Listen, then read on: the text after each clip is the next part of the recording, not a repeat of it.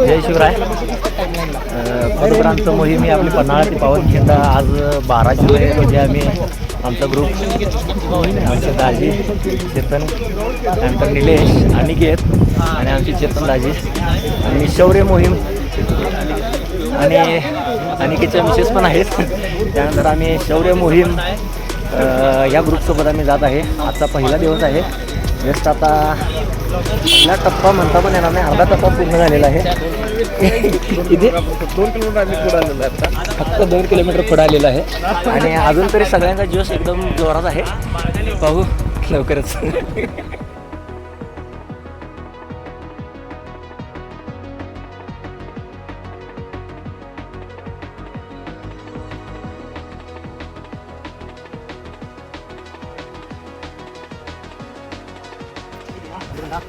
पहिला स्टॉप घेतलेला आहे आता आम्ही. पण अनिकेत पांडुरंगाचं नाव काढत आहेत. चेतन दाजींना काय बोलायचं आहे काय? दाजी जमलेले आहेत. लवकरच पुढचा स्टॉप लवकरच येणार असं वाटायला लागले.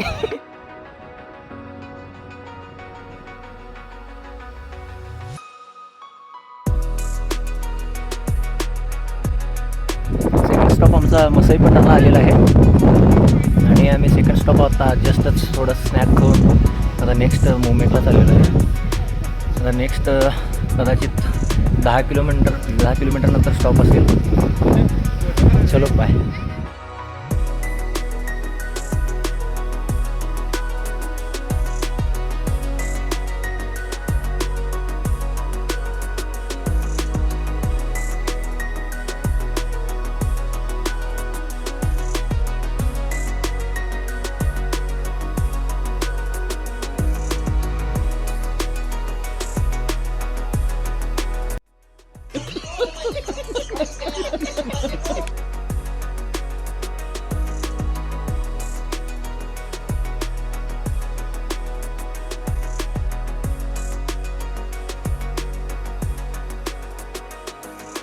नमस्कार.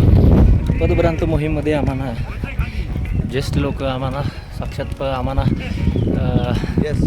बाजीप्रभू असल्यासारखंच आम्हाला फील होत आहे आणि तुमच्यासोबत आम्हाला प्रवास करताना अक्षरशः ऐतिहासिक जाणीव होत आहेत. आपण कुठून आहात? मी पुण्याहून सह्याद्री ट्रेकर्स फाउंडेशन. ओके. म्हणजे 1660 सालचा प्रसंग आणि ते वातावरण 12 जुलै 1660 हे असंच असणारे 2 दिवस. आपली सगळी मराठ्यांची फौज, बांदल सेना आणि वीर बाजीप्रभू देशपांडे यांनी महाराजांची अतिशय सुरक्षितपणे विशालगडावर पोहोचवलं. तो हा दिवस आहे आणि तेच वातावरण आज आपल्याला इथं पाहायला मिळतंय. हर हर महादेव, हर हर महादेव.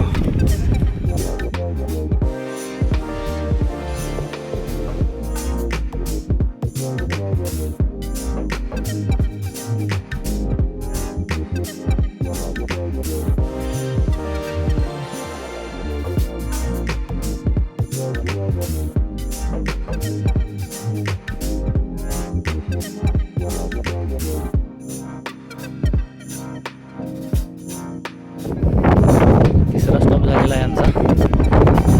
स्नॅक खायची वेळ आलेली आहे.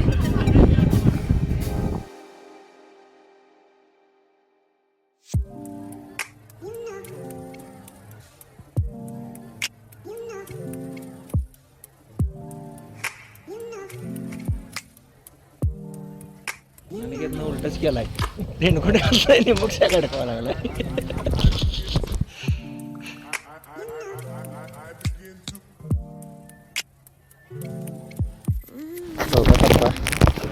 बसलेला आहे. रावसाहेबांना काय बोलायचं आहे? मला सध्या तर काही बोलायचं नाही. आई आमचं ट्रेकिंग चालू आहे असं व्यवस्थित छान तुम्हाला काय बोलायचं आहे का? पॉज घेतलाय. पॉज घेतलाय आमचा मेन माणूस काय म्हणतोय? आम्हाला बॅग व्हायची झाल्या. बात तो सही है. चलो भाई देखो अब मैं क्या करता हूँ. It's so special. Boy, it feels when I'm with you. You got me doing things I never thought I'd do. Just so you know. पावसाची सुरुवात झालेली आहे. जेव्हा रेनकोट घालते तेव्हा पोहोचवलं होते. जेव्हा रेनकोट काढतो तेव्हा पोहोचवलं जाईल, घालते तेव्हा बंद होते. निलेश पाटील रेनकोट घालणार आहे का नाही?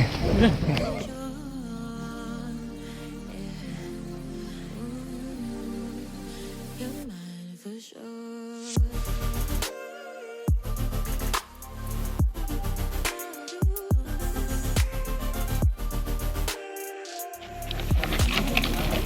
आला कलर वरती झाला.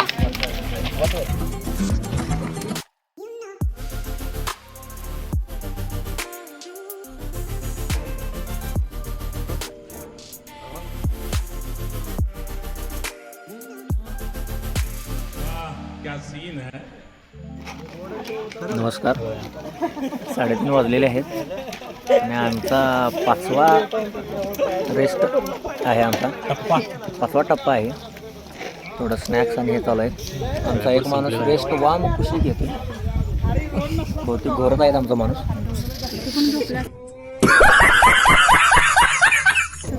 आमचा एक माणूस घोरत आहे, त्यामुळे आम्ही डिस्टर्ब करत नाही.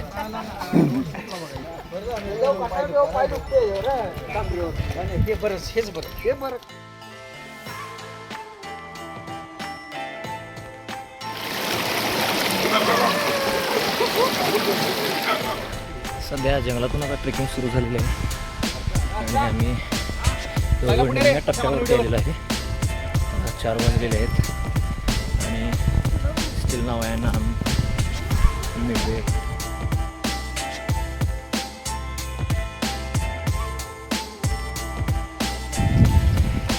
निर्गिरीने जंगलातून जात आहे. आमची बाकीची काय पुढे गेल्या. ते 2 जण थांबले. समझ रहे हो आप समझ रहे हो. बरेच आधुनिक शेती व जुनी परंपरा आपल्याला पाहायला मिळते.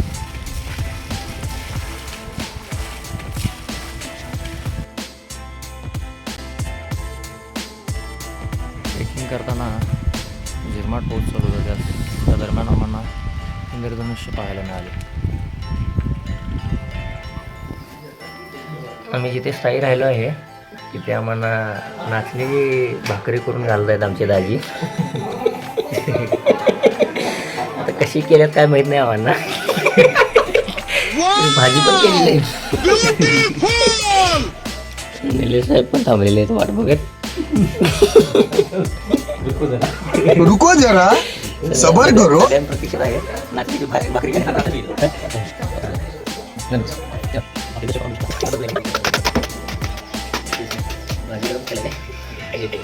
भाजी पण गरम करायला ठेवलेली आहे.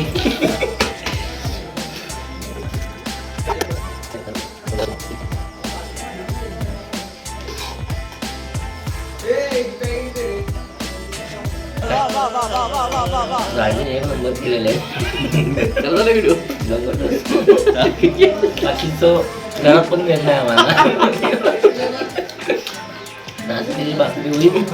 क्वालिटी आणि क्वांटिटी यायला लागतंय. खोटं बोलायचं नाही, कॉपी करायचं नाही. चले एक काम कर 200 रुपए दे और 50 रुपए काट ओवर एक्टिंग के वजह.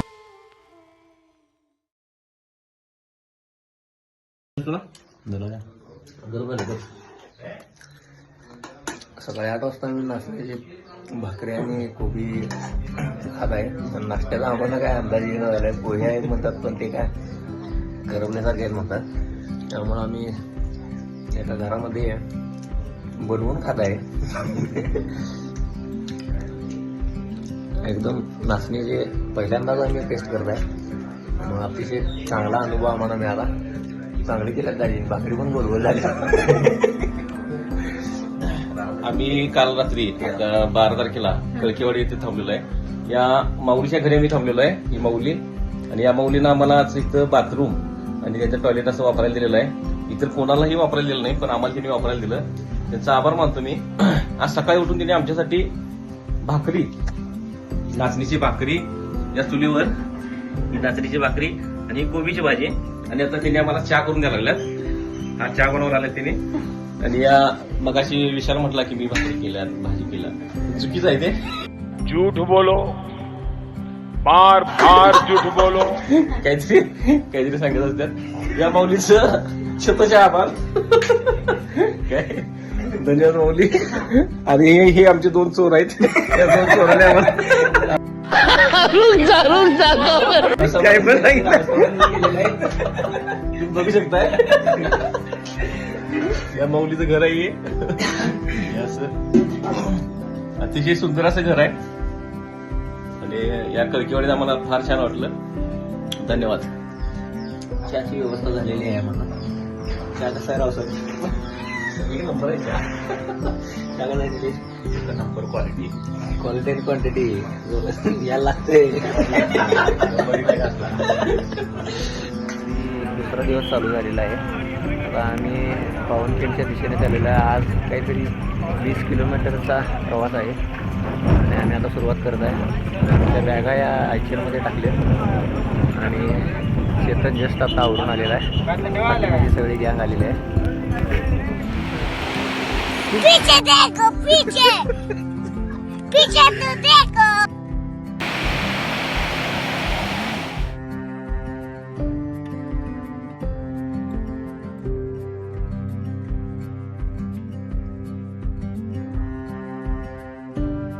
नमस्कार. Morning everyone. आज दुसरा दिवस आहे आणि लास्ट टाइम आम्ही जेव्हा गेलो होतो तेव्हा वेगळा ट्रॅक होता. यावेळी जंगलातून जातोय. थोडंसं चेतन स्वतःचा एक्सपिरियन्स सांगणार आहेत. हॅलो. अबे जल्दी बोल, कल सुबह पनवेल निकल. यावेळी पाहता आम्ही ही पदभ्रमंती करत आहोत. गेल्या वर्षीपेक्षा अतिशय सुंदर असा आम्हाला हा निसर्गरम्य आणि शिवरायांच्या ऐतिहासिक पाऊलखुणांची आठवण करत आम्ही हा पदभ्रमंती करत आहोत. तर मला असं वाटतं की आपल्यासारख्या सर्व तरुणांनी असा दरवर्षी पदभ्रमंती म्हणा तू पावनखिंड हा केला पाहिजे. सर्वांनी आवर्जून दरवर्षी आलं पाहिजे आवाहन करतो. चेतन सरांनी आपल्याला प्रत्येक तरुण वर्गाला व ज्येष्ठ वर्गाला आपल्याला प्रत्येकाला पदभ्रमंती करावी असे तिने आव्हान केलेलं आहे. ते खरंच आपल्याला ऐतिहासिक ज्या जुन्या पावनखिंडीच्या जे आपल्या महाराजांच्यासाठी जे बलिदान दिलेले आहे त्यासाठी जे काही श्रेय आहे त्या श्रेयासाठी आपण एक योगदान म्हणून किमान पदभ्रमंती केली पाहिजे. आणि प्रत्येकांना आवाहन करतो की प्रत्येक वर्षी सर्वांनी पन्हाळा पावनखिंड ते विशाळगडपर्यंत प्रत्येकाने पदभ्रमंती केली पाहिजे. धन्यवाद.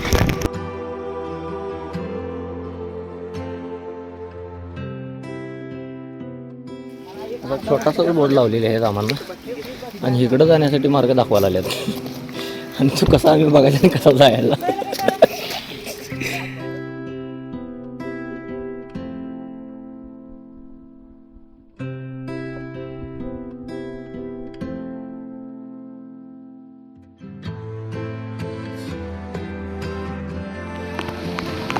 या सह्याद्रीच्या अतिशय घनदाट जंगलातून व अतिशय मुसळधार पावसातून आम्ही ट्रेकिंग करतो आहे.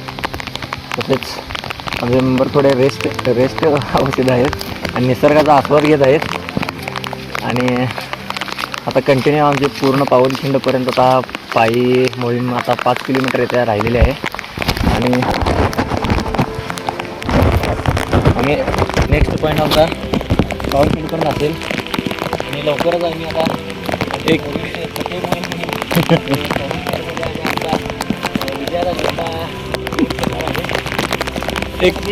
करार की जय. एक पावसाळ्यातला निसर्गरम्य ठिकाण आम्ही पावनखिंडला निघालोय चालत चालत आणि हे विहंगम असं दृश्य बघतोय आपण. हिरवगार असं दिसतंय, डोंगर वगैरे सगळे चालत निघाल्यात.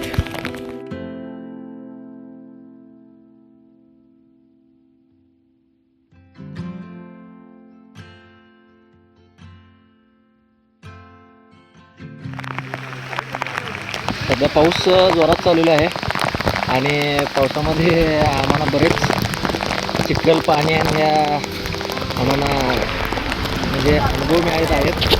बरेच लोक घसरून पडलेले आहेत, काही मजा करत आहेत, काही जण इतिहासाची माहिती घेत आहेत. आणि या पावसातून एक मोहीम करण्याची मजाच वेगळी आहे. आता आम्ही काही वेळात म्हणजे तरी पण 4 ते 5 किलोमीटर अंतरावरती आम्ही पावनखिंडमध्ये पोहोचेल.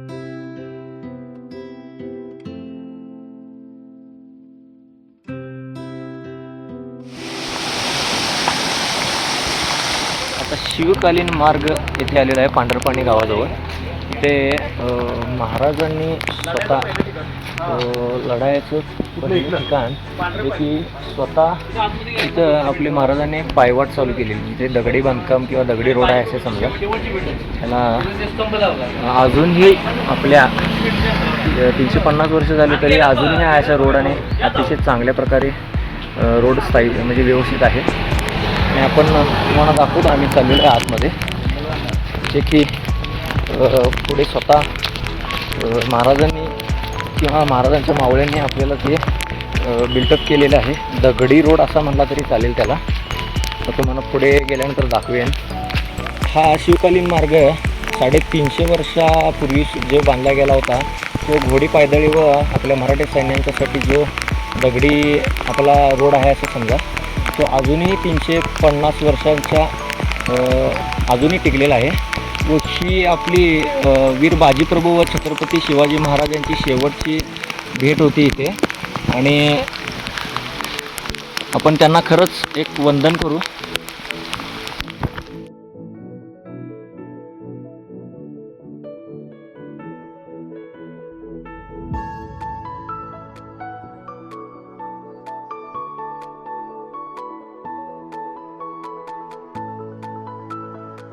मुझे अपने घर जाना है मुझे घर जाना है.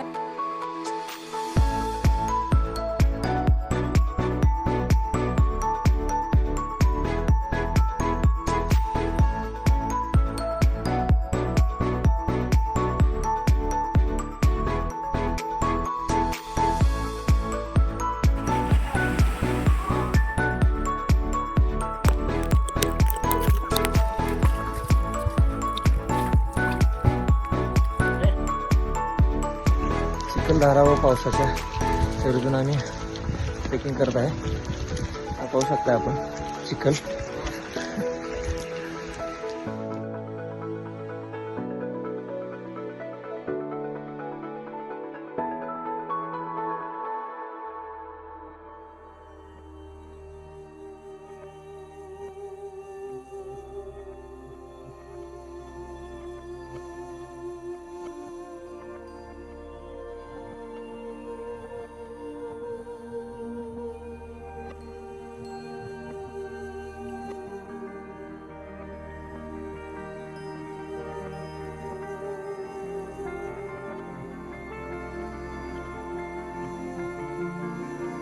शिवाजी महाराज की जय. धर्मवीर छत्रपती श्री संभाजी महाराज की जय. हिंदू धर्म की जय.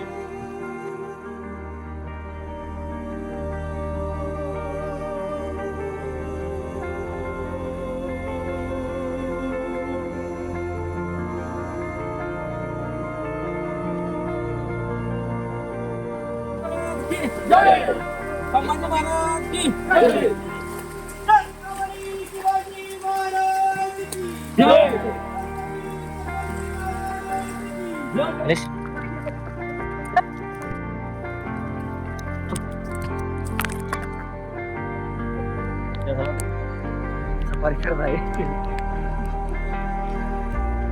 मेंबर कुठे गेला आणि आमचा 5वा मेंबर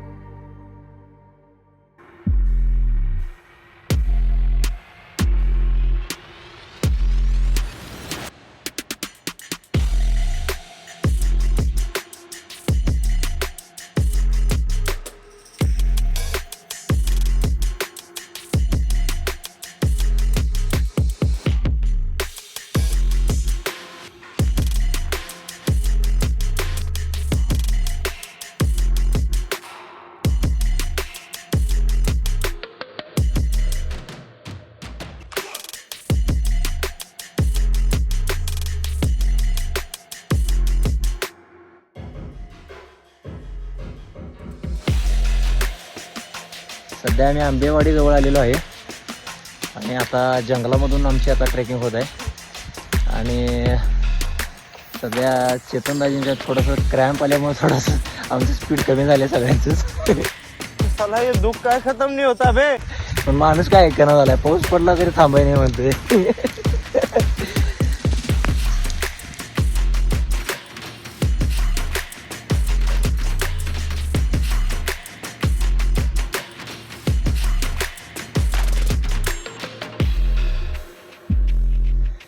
आम्ही आता डेस्टिनेशनच्या जवळ आलेलो आहे. काहीतरी 2.5 किलोमीटर राहिलेलं आहे. पण आम्हाला इथे काय लँडस्लाईड दिसलेलं आहे. इथं लँडस्लाईड म्हणजे पूर्ण पावसाच्या ह्याने पूर्ण आपली जमीन कोसळली जाते. आमचा माणूस एक पाठीमाग आहे. हाय करा.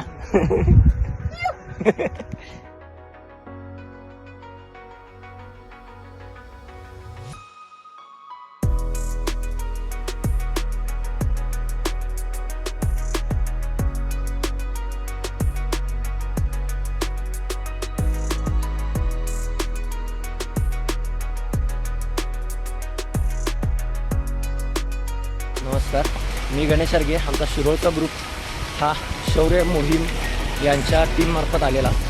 पन्हाळा व पावनखिंड या मोहीम दरम्यान आम्हाला बरेच अनुभव आले. पन्हाळा व पावनखिंड ह्या ऐतिहासिक स्थळाबद्दल जर माहिती सांगायचं तर पन्हाळा हा कोल्हापूर जिल्ह्यातील एक पन्हाळा गावामध्ये छत्रपती शिवाजी महाराजांनी 1659 रोजी जेव्हा अफजल खानाचा पराभव करून आपण ताब्यात घेतला व त्यानंतर तिथेच काही काळ आपले महाराज तिथे स्थायी होते. त्यानंतर 1660 रोजी सिद्दी जोहर नावाच्या आदिलशाही सरदाराने जेव्हा पन्हाळ्याला वेढा घातला तेव्हा आपले वीर बाजीप्रभू हे यांनी एकच बोलले की महाराजांना इथून सुखरूप कसे बाहेर काढावे. लाख मेले तर चालतील पण लाखाचा पोशिंदा जगला पाहिजे. त्यामुळे पावनखिंड मार्गे विशाळगडाला कसे रोखून धरता येईल अशी एक युक्ती रचली आणि घोडकिंडमध्ये वीर बाजीप्रभू व त्यांची बांधल सेना हे यांनी घोडकिंडीमध्ये लाखभर सैनिकांना मुठभर मावळ्याने आपल्या रोखून धरले होते. जेव्हा आपले वीर बाजीप्रभू जेव्हा दुखापत असताना देखील जोपर्यंत विशाळगडावरून तोफेचा आवाज येत नाही तोपर्यंत ही खिंड लढवायचे असे ठरवले होते. जेव्हा तोफेचा आवाज आला तेव्हाच आपले वीर बाजीप्रभू तिथेच वीरमरण झाले. आणि तसं बघायला गेलं तर पन्हाळा, पावनखिंड व विशाळगड असा ॲक्च्युली मोहीम असावा. आणि मी प्रत्येक तरुण वर्गांना एक आव्हान करतो की प्रत्येक तरुण वर्गाने ही मोहीम जरूर करावी. कारण आपल्या महाराजांना आपल्या प्रत्येक मावळ्यांनी कसे सुखरूप बाहेर काढले होते किंवा कसे त्यांना एक युक्ती रचून जेव्हा महाराजांना केले, जेव्हा काही झरे लागतात, काही ओढा लागतात, काही दरड लागतात, या पावसामध्ये जुलैमध्ये ते कसे नेले होते याचा एक चांगला अनुभव आपल्याला बघायला मिळतो. आणि तसं बघायला गेलं तर ह्या पूर्ण इतिहासाला एक गनिमी कावा म्हणून एक ओळखला जातो. जेव्हा महाराजांनी हे त्यातून सुटका कशी केली हे अतिशय चांगल्या प्रकारचं उदाहरण आहे या इतिहासामध्ये. धन्यवाद. मी तुम्हाला वचन देतो, आज जर राजांना वाचवलं तर या घोडखिंडीच्या दगडावरती तुमची नावं कायमची कोरली जातील.